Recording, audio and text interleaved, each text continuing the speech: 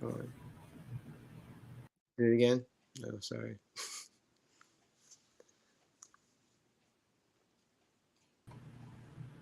You're good, brother. All right. I'm Matt Pless, and this is Rules of the Pit.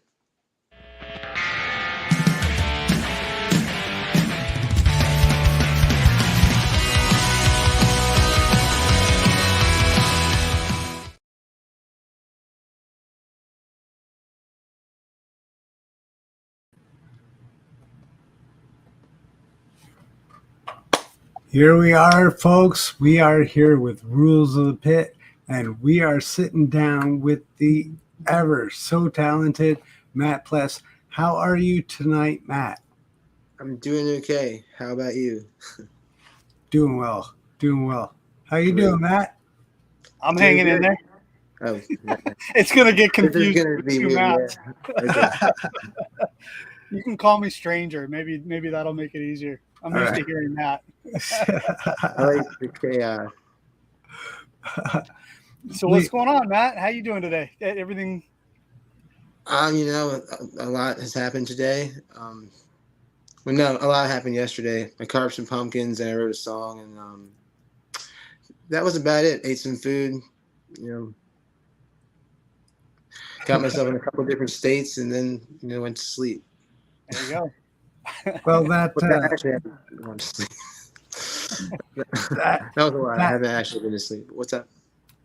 that song that you wrote last night, I caught that today, and like, hell yeah, man! Like that was awesome that you sat down with the lady who actually did your art for which one was it? Tumbleweed. Tumbleweed. Yeah. And that was such a awesome little tune that you did. I honestly think it should be produced and actually recorded nicely. I think I think it was awesome. I don't know if you caught that, Matt. I didn't catch it yet. No, I've been on the press all day. Dude, that's all good. Thanks. I'm glad you liked it. I'm gonna record it and put it on something coming up. I just have to figure out how that's all gonna look. And I don't know yet, but something will happen. Yeah. How's the writing process for you? You do it pretty often, pretty quickly. How's that work out? I do it when I feel like it, and when I feel like I should be doing it. Fair. Yeah, absolutely. It kind of just happens when it happens, Like you have to like just so you have to catch this initial little like feeling, inspiration. It's just this thing that you just know when you get it, and then you build off of that. And building off of that's like easy, but getting that like initial burst is kind of hard sometimes. But Right. it's always out there. You just gotta concentrate on it. I think for me, it's better to hear that because there are a lot of overproduced songs out there and songs that are forced, and so it's nice when we hear artists talk about waiting for inspiration and waiting for the right moment. It's refreshing. Yeah, I mean, I care about the stuff I put out there, so I try to make sure I only complete and release things that I'm impressed with. Right. It shows good storytelling. Thanks. So let's kind of go back to your beginnings. What was like your earliest encounter with music that really grabbed you and made you think, hey, this is maybe something I want to do? I used to like the Monkees when I was a kid, the TV show, the rock band. Yep. And I remember watching that and wanting to be in a band after I saw that. And I was like 7, I guess. So that sort of was always like put in the back of my mind at that point, even though I didn't really pursue actually playing the guitar until much later. Yeah, but sorry. I say that was my first experience with the band that inspired me to go like want to do this. Nice. Yeah, I personally always love the Monkees myself. Uh, yeah, yeah, Yeah, they write really catchy music. yeah, So, yeah, I don't exactly. know. I like catchy stuff. Well, they don't. They didn't write it. Sorry, that's the whole thing. But It's the probably wrote a era. couple of them. What's up? It's the era. So much of that music was written by somebody else. It's unbelievable. Well, yeah, whoever wrote their music, Tommy Boyce and Bobby Hart are great songwriters. Yeah, definitely. Uh, but anyway, yeah, someone was doing something right. But anyway, yeah. So, and then I got into doing like punk rock and stuff when I was in high school and started like a pop punk band. Um, and we did a couple tours, broke up. Then I went solo and started doing the acoustic thing, and just ended up kind of playing like aggressive acoustic guitar because I had just come from playing like in a rock band. So uh, I wouldn't say like I set out to play what people call folk punk, and ends up just like getting wrapped in that because I think I started out writing and playing songs fast on an acoustic, like I was in a punk band because that's where I was from. So, um, but then like I started learning finger picking and more folky stuff, and that kind of opened up a whole other door for like songwriting for me. So yeah, always got to try to learn something. Right. Listener Quick, question there. yeah, quick question from one of our viewers, Tim. He's asking what your biggest hip hop influence was. Man, I mean Eminem's early albums, like he's that was really impressive at the time. I remember being really into his like early records when he first came out. The way he like structured word or rhymes and stuff, and just the way he put words together. It was fun to like rap in the car and like practice. But yeah, I guess like Eminem or Biggie, I like both of those folks. Yeah, Tupac's cool too, but I like Biggie more. I think he's catchier. But Tupac's got more to say, so I don't know. Yeah, there's guys. We Can hit we them all. won't make you go down that path. Not too far, yeah. So, Um, go were, ahead, Trevor. were you always like solo oriented? Were you always like planning on being you, um, majority on yourself on your own, not so much with a band, or was that just something that you kind of evolved into? I don't think I planned on being me. Yeah, that No, just no, happened. but did you plan on kind of just being solo with your writing and stuff, and Like going solo eventually. not really going with a band?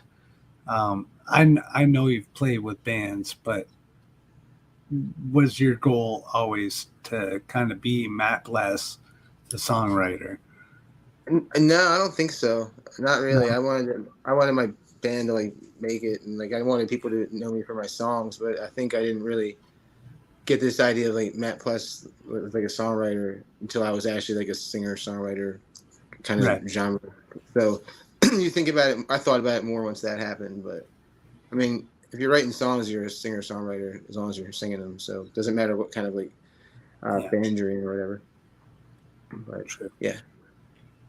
Right on. So, but no, it just kind of happened. I guess like I didn't. The right things fell into place at the right time, and I wanted to do solo stuff. I also you don't have to rely on as many people to screw up your dream.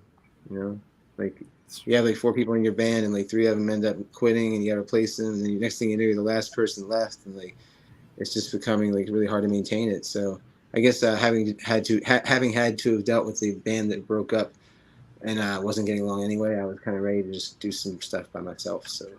What was the first gig? What sparked you to step out and do it on your own? There wasn't a gig. I sort of started to kind of plan just doing a solo album or something while my old punk band was still together.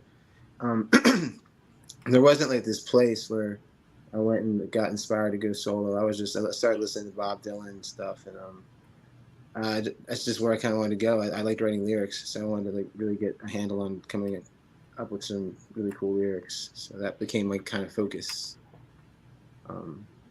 But yeah, I guess if that answers your question, I mean, Sort of. Did you start? But I guess maybe I should have structured better. Did you start small, like, because a lot of solo artists will step out and go into maybe when you did do gigs, like coffee shops or breweries or whatever the case may be. But like, did you hit the small scene first, or did you kind of put the album together and then go out and play shows with other bands and things like that?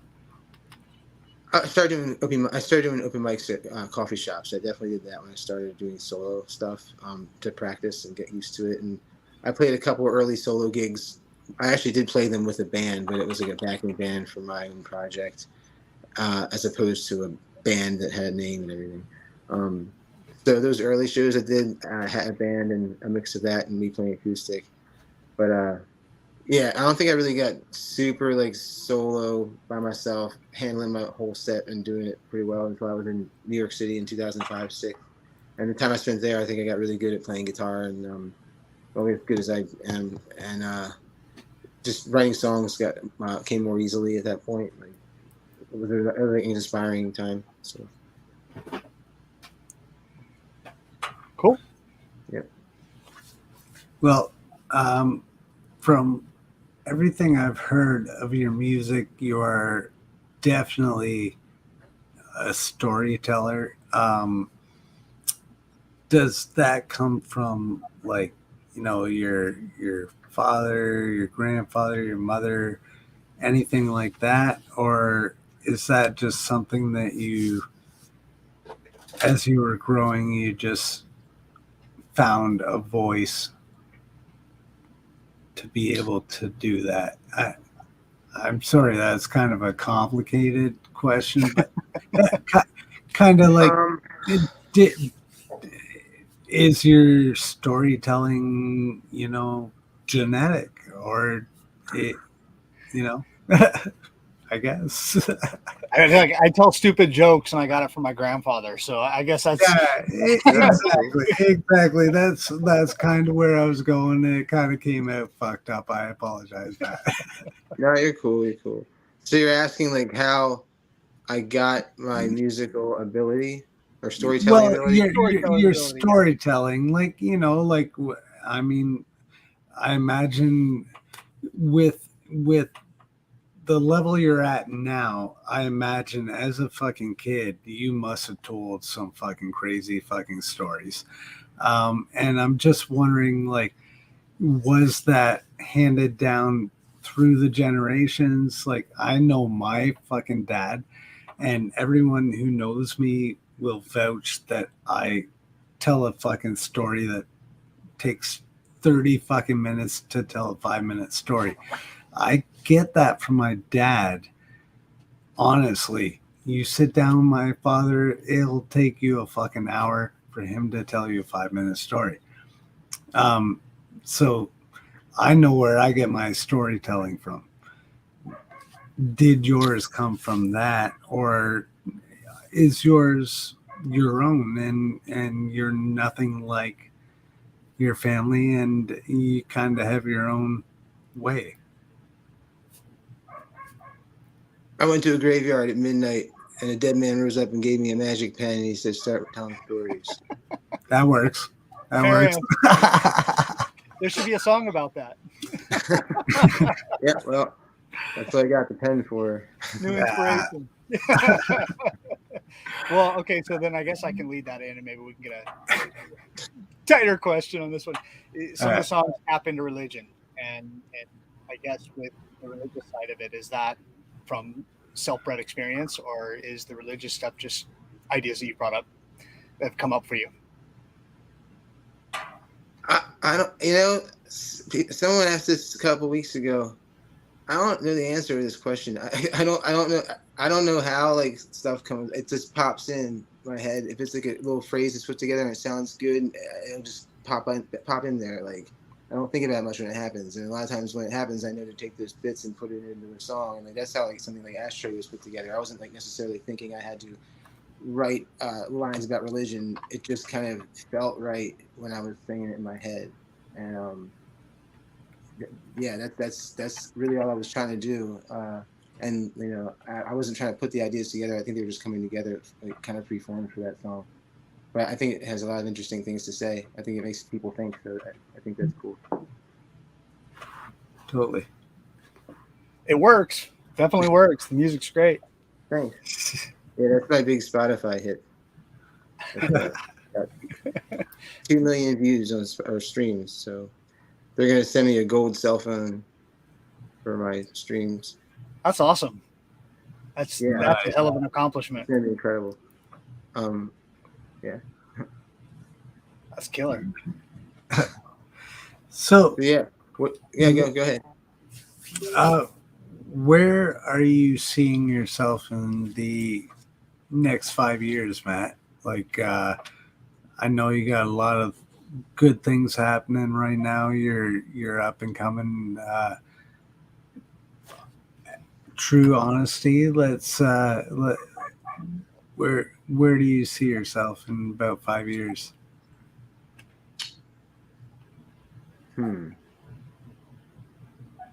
Where do I see myself in about 5 years? Hopefully happy. I mean, Absolutely. I would like to see more magic happen, and I would like to maybe buy a new car. Cool. And yeah, it'd be cool to like fucking get your music out more to more people. That's always cool. I don't know. I just want to be happy, man. Honestly. Brandon has a position for you. He knows where he wants you. I just put it up on the screen. Brandon sees you at the top.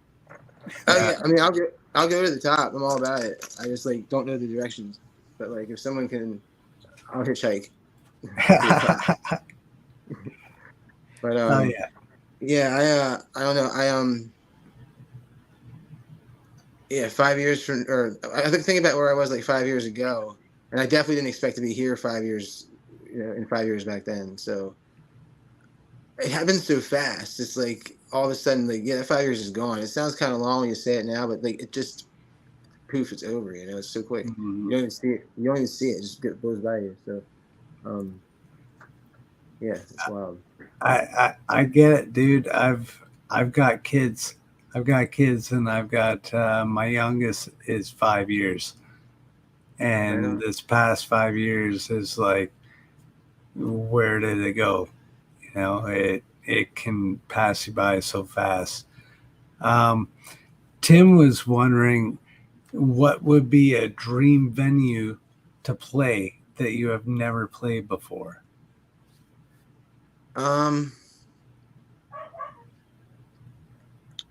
I mean, I guess like I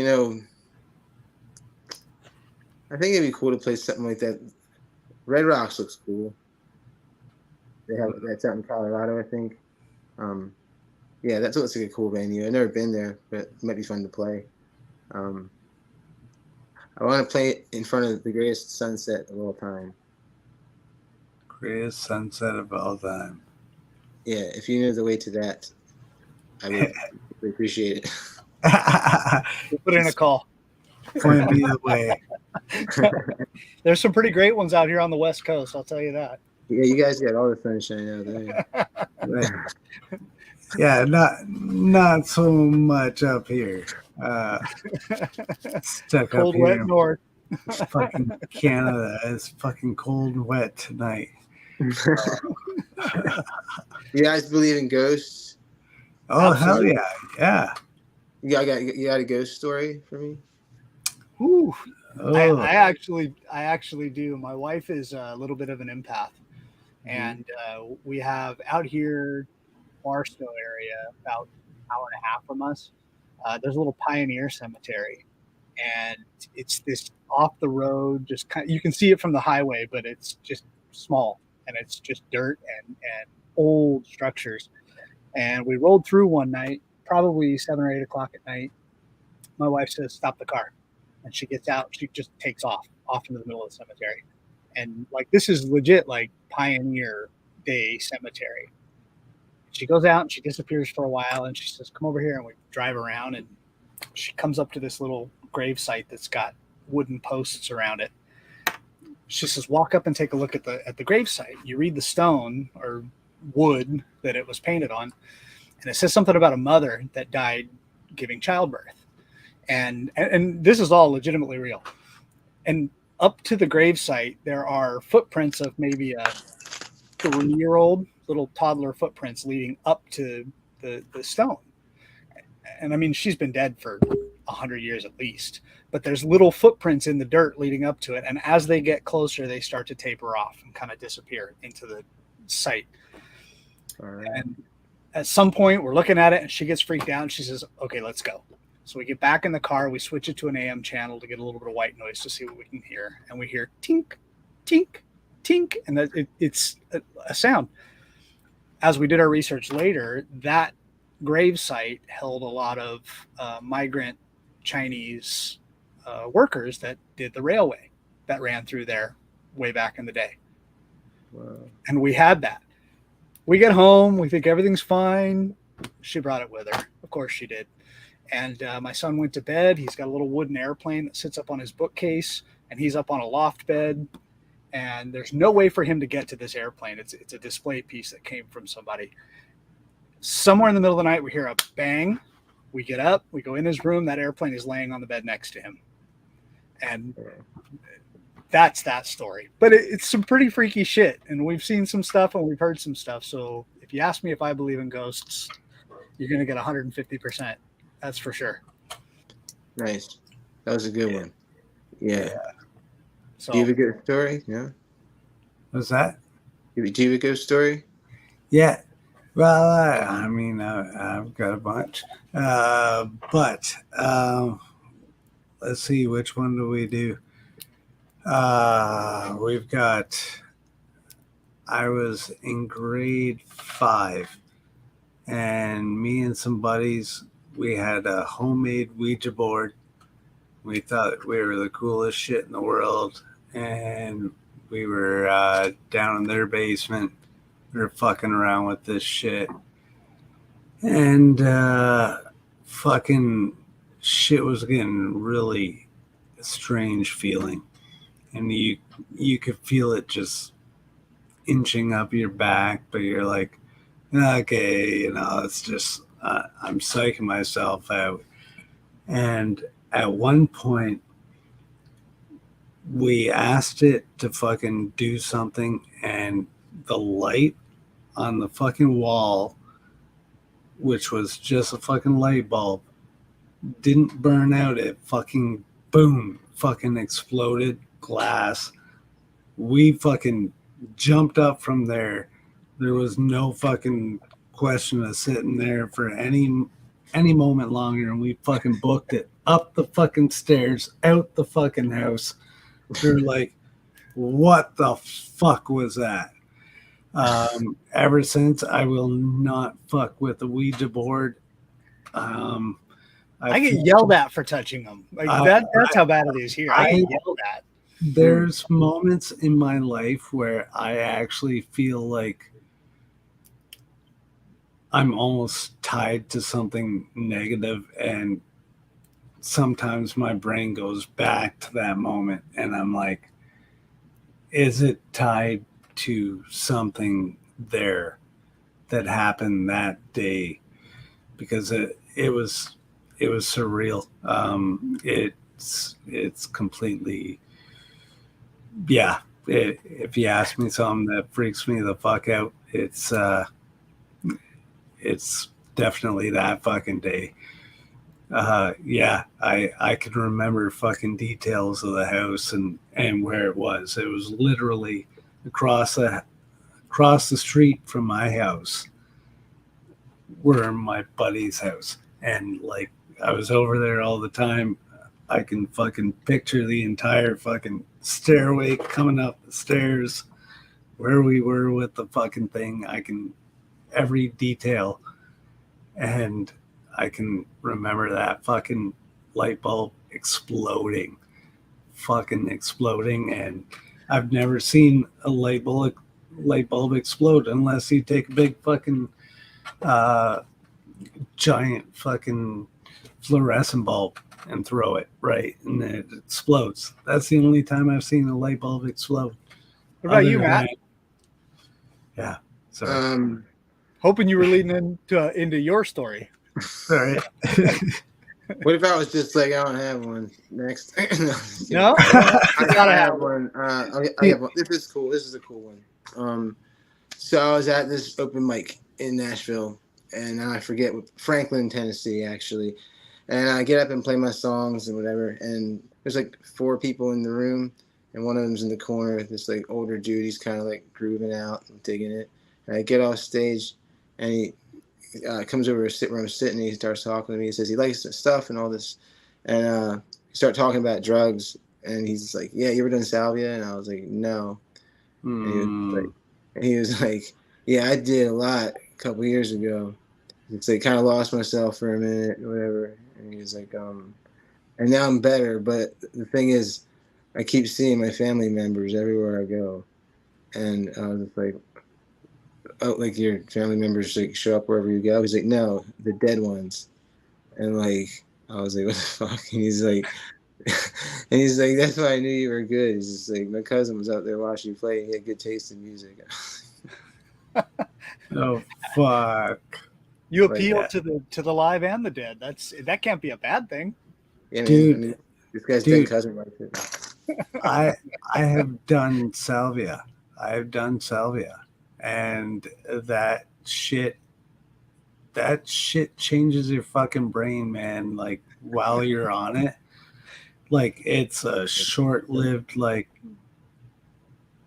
not even a minute long, but for that minute, it feels like 5 minutes of hell, and you're 10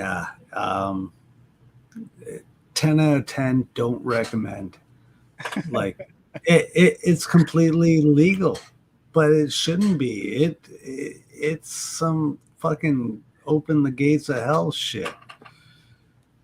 I mean, you can't buy enlightenment at the gas station, so I wouldn't suggest any salvia purchasing from like your local like Royal Farms or whatever. I don't know. I think the salvia problem is out of hand in this country. What do you guys think? I don't honestly pay enough attention to it. No, Well, I didn't think it's that big of a problem it's compared not at to all. It's not. some stuff. It's not a problem at He's all. in Canada. He doesn't really know anyway. It's different up there. It's laced with maple syrup. I'm fucking stoned on maple syrup right now. I'm sorry. Can't get peyote. There's no desert. Peyote? Oh, I mean, we don't have that at my gas station, but I've been offered it before. I didn't take it though. Didn't seem like the right circumstances. And yeah. Next question. Fair enough. Matt, what's your current muse these days that is really driving your soul to write? I don't know.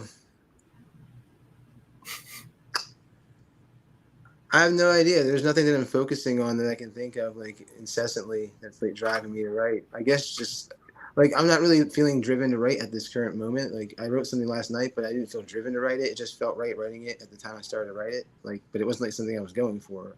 I'm always like on the alert. Like I'm always like on the alert to like be like, okay, if I hear a song in my head, grab it and put it down. So I have bits and pieces of stuff everywhere, and it just all comes together when the right time happens for it. That's like when the best stuff happens, I think, for me. I forget what the question was. I kind of went off on a tangent, but I hope I answered it. Muse. He asked about the Muse. Yeah. Clarabelle the Boxcar Witch. She hangs out in Arizona a lot. She inspires me daily. All right. I just figured I have to give you something, man. Like, No answer is just as good as an answer as long as you can explain it. Oh, exactly. So what's next, Matt? What do you got coming up? I'm going to play Fest in Florida, um, on the Media Civic stage, I think, or Civic Media Center. Sorry, and seven. I think it's at like 6:30 or 7 that I play. And then I got a couple shows. I have one show on the way down there in Greenville, South Carolina. All these will be posted on my like website. I got a couple shows coming up in November and December, and yeah, just gonna stay busy, trying to keep busy. I'm gonna do some recording with the guy from the Bouncing Souls, Pete, and that might be a cool experience. So yeah, there's some Oh, stuff coming up. So I'm excited. We'll keep an eye on it, and we'll definitely do some promoting once we see it hit. Oh, thank you. I appreciate it. Yeah, we're all about getting new music or old music or whatever out there. Good music. That's how I should say that. We always getting good music out there for people to hear, whether they've heard it or not. Yeah, So, I mean, y'all, what y'all do is super important, like, especially these days when like everything's kind of back in the hands of like the people to just kind of spread it around. So like, thanks for doing what you do. yeah, and Brandon's popping in, and I had mhm. this on my brain earlier, and of course it left. But he's saying, what's it like coming up with Pat the Bunny and some of the favorite memories with some of the other guys, like the Taxpayers, Apes Estate, Days and Days.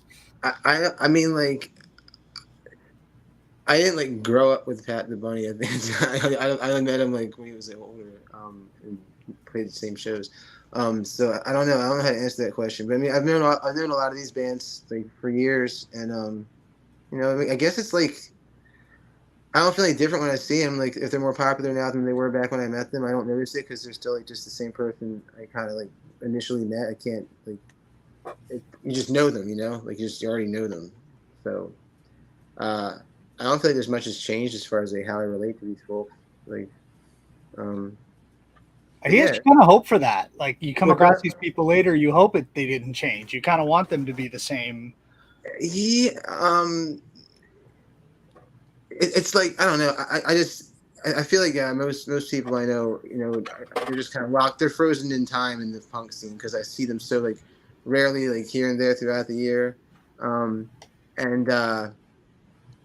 so I guess they just kind of stay frozen in this sort of time like image of when you first met them, even though they like have obviously gotten older and stuff and changed like styles and dress and all. But I don't know. I don't know what I'm getting at. I guess I guess I don't know what the question what like coming up with people. I mean, we all played shows. Like I don't know really what this. I don't know what to say to answer that. I guess is what I'm saying. Brandon's question, not mine. Like I just don't have a lot of like crazy memories. We just played shows together. I didn't like hang out with these folks like all the time. Like it was like Yeah, we haven't had all of them on. We had Jesse on from Days and Days, and Jesse was a live wire. He was a lot of fun. He was really good to have. Jesse. Um, yeah, I stayed at Jesse's house. Like his family's really cool. They're always like they always get like Whataburger for me and like yeah, everyone just kicks it and eats and hangs out. They're cool folks. That's great. Yeah. Good to hear. Yeah. The taxpayers, like I mean I've only played a show once with them and I hung out with Rob at this show that we played where he was solo and we like just talked for a while. But he's cool. He's cool folks too. I haven't met anybody that's been like jerk. I mean Pat when he was around was always nice, always willing to talk about like whatever, like philosophy, religion, like punk, like really fun guy to talk to. Yeah, Apes of the State. I've been doing April a long time. Like, yeah, same person that I met like 6 years ago. It's just like you never get. It's like it's weird to think that so many. It's interesting to think that so many people like are into folk punk now. Like I see people who like it who I'm just like, I would never guess this person was into this. Like, so like it's cool to see it spreading like that. But it wasn't really spreading like that when I was like really heavily into touring when I was a little younger.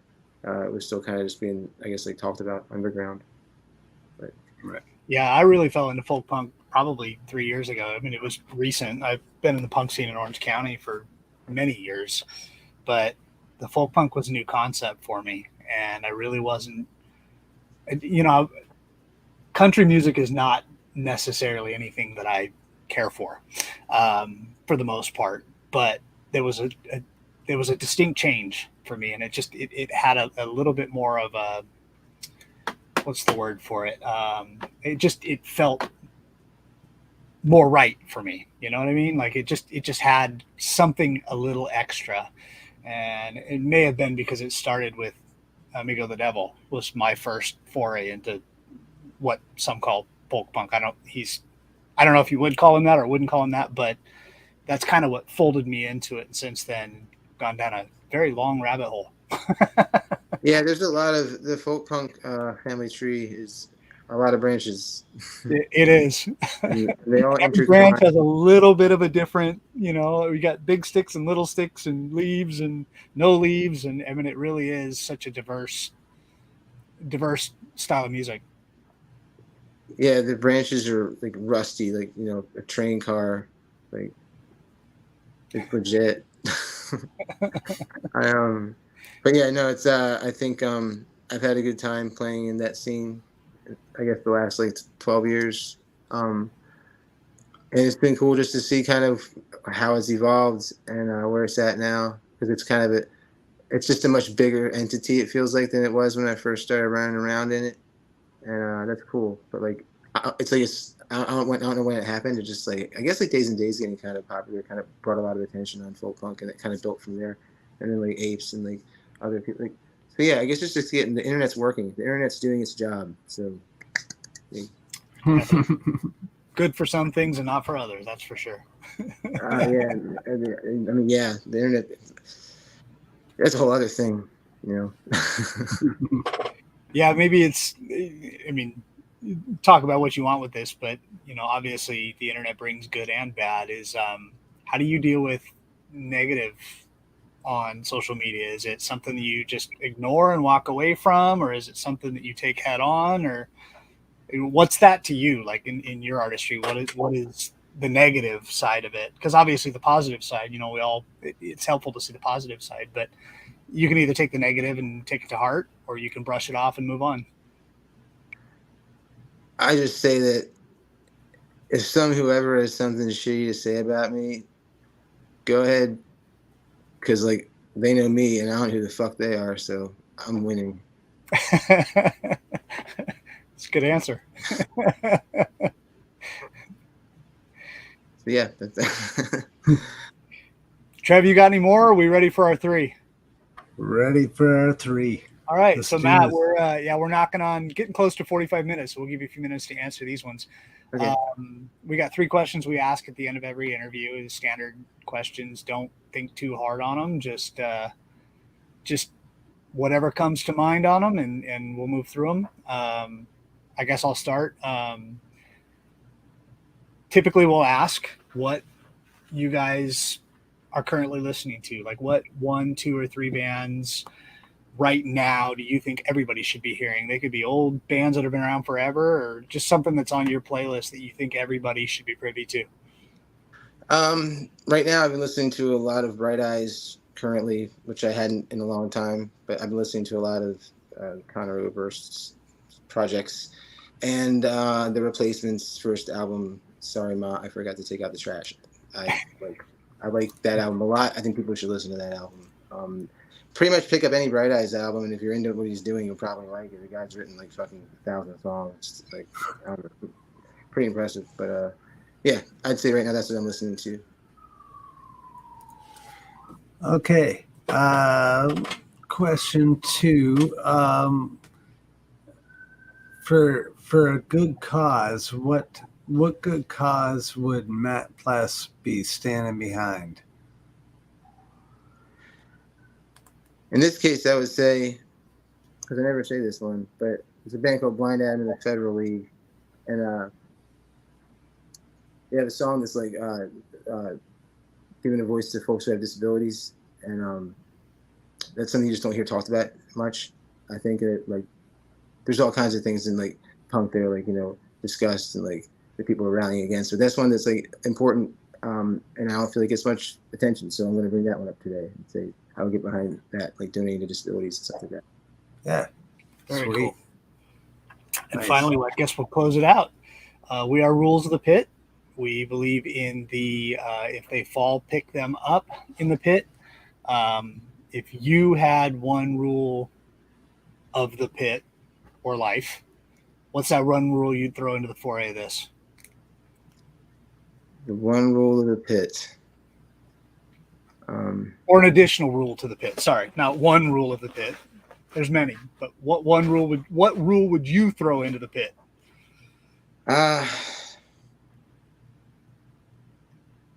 If you smile, make it count. Yeah, That's a new one. I like it. I like it. I like a safe pit. Yeah. Hell yeah. Hell yeah. All right. Cool. All right. Well, everybody, thank you for joining us. Matt, thank you for joining us. It's been a pleasure. Thank you for having me. I appreciate it. Yeah. Wishing you all the best with everything upcoming. Fest. Hope that's a fucking blast. Yeah, it's gonna be fun. I'm looking forward to that. A lot of good music out there. Yeah. All right. We are Rules of the Pit with Matt Pless, and we are out. Someone falls in the pit, pick them up. Cheers. Thanks, Matt.